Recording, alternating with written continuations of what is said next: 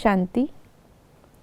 आज 3 अप्रैल 2025 है और आज की बाबा की मुरली में हम सभी ने सुना कि बाबा ने कहा कि ये मीठा झाड़ है और मीठे झाड़ पर कीड़े बहुत जल्दी लग जाते हैं।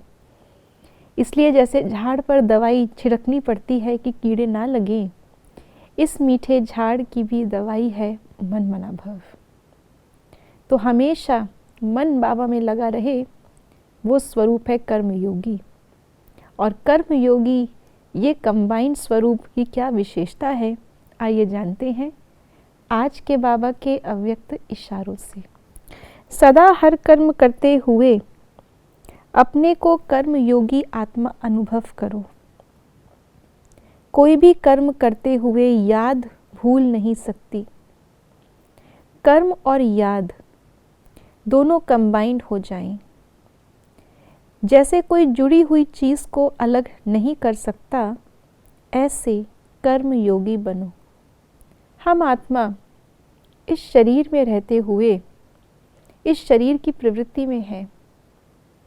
आत्मा ने शरीर धारण किया है कर्म करने के लिए, इसीलिए इस संसार को कर्म क्षेत्र कहते हैं।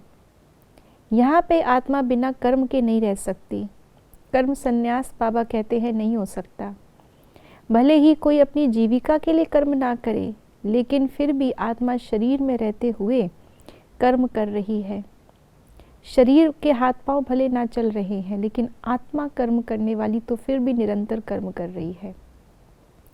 तो जैसे कर्म के बिना इस कर्म क्षेत्र पर आत्मा नहीं रह सकती, ऐसे ही बाबा ने कहा योग भी हमारे जीवन का एक ऐसा अभिन्न अंग बन जाए कि आत्मा जैसे कर्म करना नहीं छोड़ सकती, ऐसे बाबा की याद नहीं छोड़ सकती। क्यों? क्योंकि बाबा से हमारा अविनाशी जन्म जन्मांतर का सच्चा नाता है। और ये नाता तब याद आएगा जब अपने आप को हम आत्मा समझेंगे।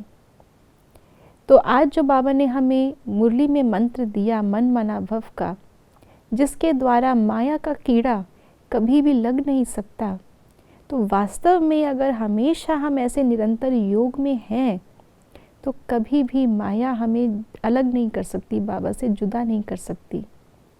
और ऐसे योग की स्थिति में जब हम कर्म करते हैं, अर्थात बाबा कहते हैं योग का बहुत सिंपल अर्थ है याद।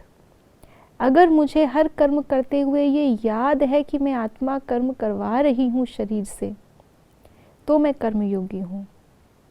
अगर मुझे हर कर्म करते हुए ये याद है कि मैं आत्मा बाबा की श्रीमत पर ये कर्म कर रही हूँ, इसमें बाबा की सेवा समाई हुई है, तो वो कर्म जो है वो हमारा योग में परिवर्तित हो जाता है। तो इस ऐसी आत्मा को कर्मयोगी कहा जाता है। कर्मयोगी का अर्थ ये नहीं है कि इतने घंटे कर्म किया फिर इतने घंटे याद करें, नहीं।